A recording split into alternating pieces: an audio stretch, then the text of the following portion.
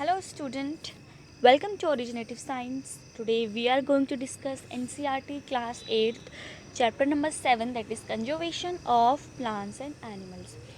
So in my previous video we have discussed about deforestation and consequences of deforestation, and the last topic we were discussing was protected areas like biosphere reserves, wildlife sanctuaries and national parks.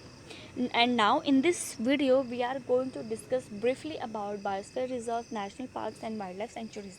So let's start with biosphere reserve. तो जो आपके biosphere reserves हैं basically वो क्या है, बहुत बड़े areas होते हैं जो कि किस लिए बनाए जाते हैं, वो बनाए जाते हैं for the conservation of biodiversity. तो बायोडाइवर्सिटी बेसिकली जो टर्म है उसका मतलब क्या होता है. बायो मीन्स होता है आपका living beings like plants and animals, and diversity means होता है वैरायटी, यानी कि variety of plants and animals. Okay, तो जो बायोस्फीयर रिजर्व है वो क्या कर रहा है, जो वैरायटी है प्लांट्स एंड एनिमल्स की, एक तो उसको प्रोटेक्ट कर रहा है, दूसरा जो भी उस बहुत बड़े एरिया में जो भी लोग रहते हैं, जैसे ट्राइबल पीपल्स रहते हैं, उनका जो कल्चर है उसको भी मेंटेन करके रखता है. तो जो बायोस्फीयर रिजर्व्स है मैंने आपको बताया है कि वो बहुत बड़े एरिया होता है, बहुत बड़ा एरिया होता है. तो उस एरिया के अंदर कुछ नेशनल पार्क्स भी हो सकते हैं, वाइल्ड लाइफ सेंचुरीज़ भी हो सकती हैं. तो ऐसा ही एक आपका बायोस्फीयर रिज़र्व है जिससे हम बोलते हैं पचमारी बायोस्फीयर रिज़र्व, जिसमें क्या है, एक नेशनल पार्क है जिसे हम सतपुरा नेशनल पार्क है वहाँ पे, और दूसरा वहाँ पे 2 वाइल्ड लाइफ सेंचुरीज़ हैं, बोरी एंड पचमारी. ओके, अब आप देखिए, ये आप देख रहे हैं ना मैप में, ये जो आपको सामने मैप दिख रहा है, ये किसका मैप है, ये आपका मैप है बायोस्फीयर रिजर्व्स, पचमारी बायोस्फीयर रिजर्व का. Okay, now flora and fauna basically क्या होता है. जो फ्लोरा मीन्स होता है आपका कि किसी भी एरिया के जो प्लांट्स हैं, किसी भी पर्टिकुलर एरिया के जो प्लांट्स हैं उसे हम फ्लोरा बोलते हैं, और फौना होता है आपके एनिमल्स. तो बेसिकली अगर हम बात करें फ्लोरा एंड फौना की, तो फ्लोरा मीन्स होता है आपके प्लांट्स एंड फौना मीन्स होता है आपके एनिमल्स. तो means if we are using the term flora and fauna, तो it means we are talking about plants and animals of a particular area. Okay, now the next topic that arises, that is endemic species. तो endemic species क्या होती हैं, देखिए जैसे कोई particular area है तो उस पर्टिकुलर एरिया में वहाँ पे कुछ ऐसी प्लांट्स की या फिर एनिमल्स की कुछ ऐसी वेराइटीज़ होती हैं जो और किसी एरिया में नहीं मिलती हैं. ठीक है, तो वो क्या होगी, वो उस एरिया की एंडेमिक स्पीसीज़ होगी, क्योंकि वो जो स्पीसीज़ है वो सिर्फ और सिर्फ पर्टिकुलरली उसी एरिया में मिलती है और कहीं नहीं मिलती है. ठीक है, तो वो क्या हो गई, आपकी उस एरिया की एंडेमिक स्पीसीज़ होती है. ठीक है, मतलब कि वो जो स्पीसीज़ है वो वहाँ पे नेचुरली वहीं पर ही ग्रो हुई है, वो कहीं बाहर से वहाँ पे नहीं आई है. ठीक है, वो वहाँ पे नेचुरली हुई है, तो उसे हम क्या कहते हैं, एंडेमिक स्पीसीज़ बोलते हैं. अब हम बात करते हैं दूसरे प्रोटेक्टेड एरियाज़ के बारे में, that is wild life centuries. तो जो वाइल्ड लाइफ सेंचुरीज़ हैं वो क्या है, एक रिज़र्व फॉरेस्ट होता है.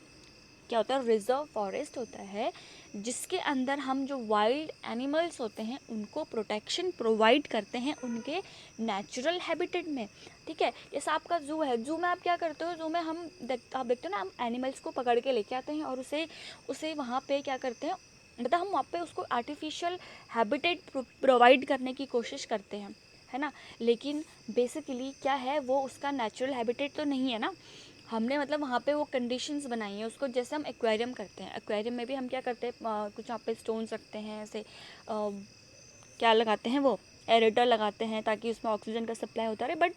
बट बेसिकली वो आपका एक आर्टिफिशियल हैबिटेट है, वो उसका नेचुरल हैबिटेट नहीं है. उस फिश का नेचुरल हैबिटेट कहाँ है, जो रिवर हैं, पॉन्ड्स हैं, वो उसका नेचुरल हैबिटेट है ना. तो हम क्या करते हैं, जो वाइल्ड एनिमल्स हैं उनको हम उनके नेचुरल हैबिटेट में प्रोटेक्ट करते हैं, किसमें, वाइल्ड लाइफ सेंचुरीज़ के अंदर. ओके, तो जो वाइल्ड लाइफ सेंचुरीज़ में ना क्या होता है कि कुछ लोग जो हैं उनको कुछ एक्टिविटीज़ अलाउड होती हैं, जैसे grazing by the life stock, मतलब वो अपने एनिमल्स को वहाँ पे ग्रेज करवा सकते हैं और वहाँ से कुछ मेडिसिनल प्लांट्स को कलेक्ट कर सकते हैं, और जैसे लोगों को लकड़ियाँ चाहिए होती हैं और भी बहुत सारी एक्टिविटीज़ होती हैं वो लोग वहाँ पे कर सकते हैं। ठीक है, तो जैसे अब कुछ एनिमल्स हैं like black bug, white eyed bug, elephant, golden cat, pink headed duck, तो पाइथन, ये सब जो एनिमल्स हैं ना, इनको यहाँ पे हम प्रोटेक्शन प्रोवाइड करते हैं उनके नेचुरल हैबिटेट में। लेकिन वहाँ पे भले ही वहाँ पे पीपल्स की एक्टिविटी अलाउड है, बट एनिमल्स की हंटिंग बिल्कुल भी अलाउड नहीं होती है। और जो बायोस्फीयर रिजर्व है, वहाँ पे क्या है, जो बायोस्फीयर रिजर्व है वो बहुत बड़ा एरिया होता है। तो उस एरिया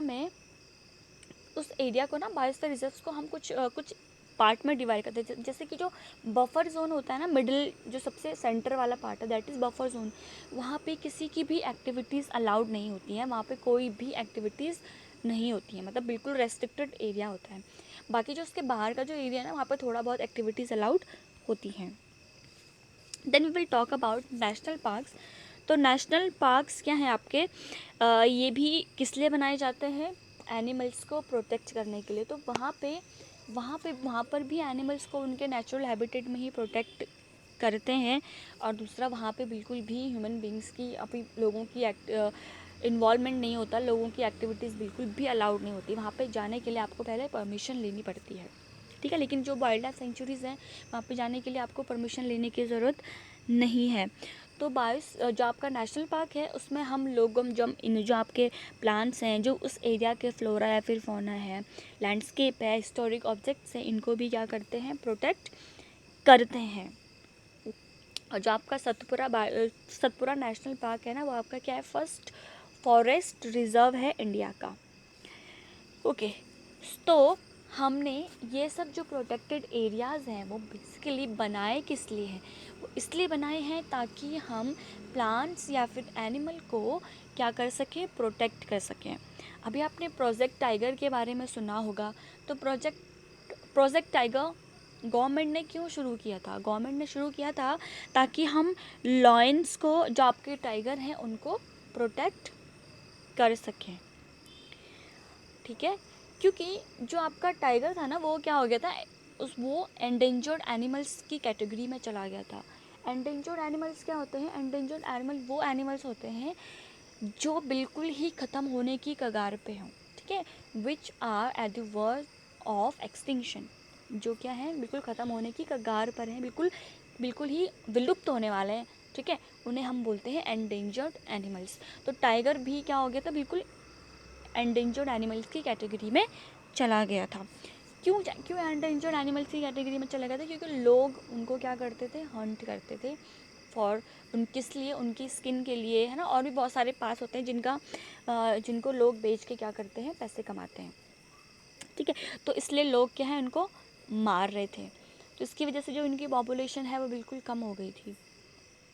तो ये जो आपके एंडेंजर्ड एनिमल्स हैं, वनरेबल एनिमल्स हैं, एक्सटिंक्ट एनिमल्स हैं, रेयर एनिमल्स हैं, इन सब का जो डेटा है ये कहाँ होता है, इन सब का डेटा आपकी रेड डेटा बुक में कलेक्ट होता है। उसमें जो इन्फॉर्मेशन होती है हम उसमें लिखते हैं, ठीक है। रेड डेटा बुक में क्या होता है, जो भी आपके एंडेंजर्ड एनिमल्स हैं, एक्सटिंक्ट एनिमल्स हैं, और भी जो एनिमल्स हैं लाइक वनरेबल, रेयर एनिमल्स, इन सब का रिकॉर्ड होता है आपकी रेड डेटा बुक में। और इसको कौन मेंटेन करता है, इसको मेंटेन करता है, that book is maintained internationally by an organisation. इसको मेंटेन करने के लिए भी एक ऑर्गेनाइजेशन होती है, और इंडिया भी क्या करता है, इस बुक को मेंटेन करता है। अब जैसे कुछ एनिमल्स हैं, कुछ एनिमल्स क्या करते हैं, माइग्रेट करते हैं एक जगह से दूसरी जगह, खुद को बचाने के लिए, खुद को सर्वाइव करने के लिए। ऐसा क्यों करते हैं, क्योंकि वो एक जगह से दूसरी जगह क्यों जाते हैं, वो इसलिए जाते हैं क्योंकि वो जिस जगह पे रहते हैं, शायद वहाँ पे स्कैरसिटी ऑफ फूड हो, है ना, वहाँ का जो क्लाइमेटिक कंडीशन हो वो अच्छा ना हो। तो इसकी वजह से वो एनिमल्स क्या करते हैं, वहाँ से माइग्रेट करते हैं। जैसे आपने कुछ माइग्रेटरी बर्ड्स के बारे में सुना होगा, जैसे आपका आर्कटिक टर्न हो गया, और ठीक है, तो ये क्या है, आपके कुछ माइग्रेटरी बर्ड्स होती हैं। Then recycling of paper, paper को रिसाइकल करके क्या होगा, पेपर बनते किससे हैं? पेपर आपके बनते हैं प्लांट से, पेड़ों से, है ना?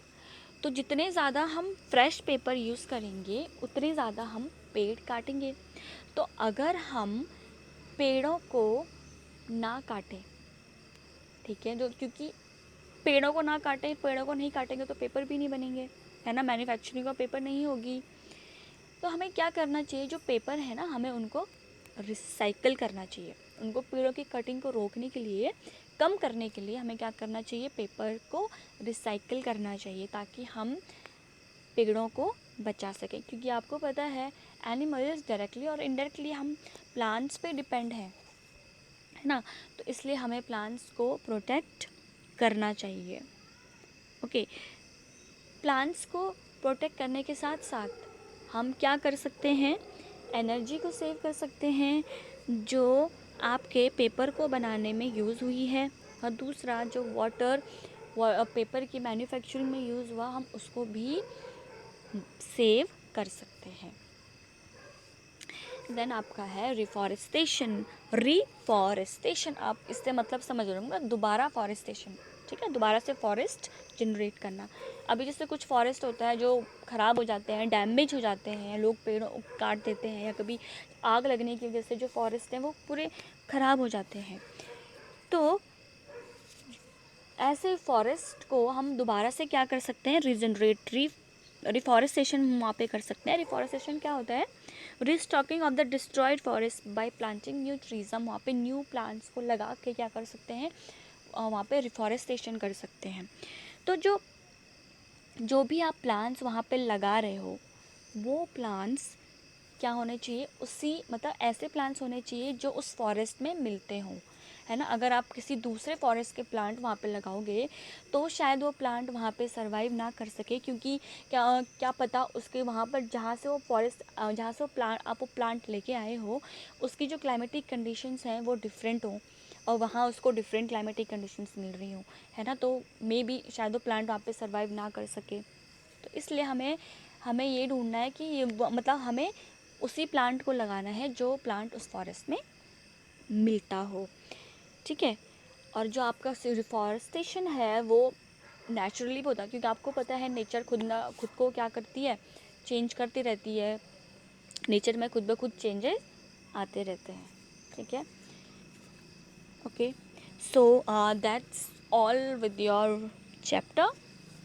Your chapter is over, and if you have any doubts you can ask me below in the comment section. Till then, thank you for watching.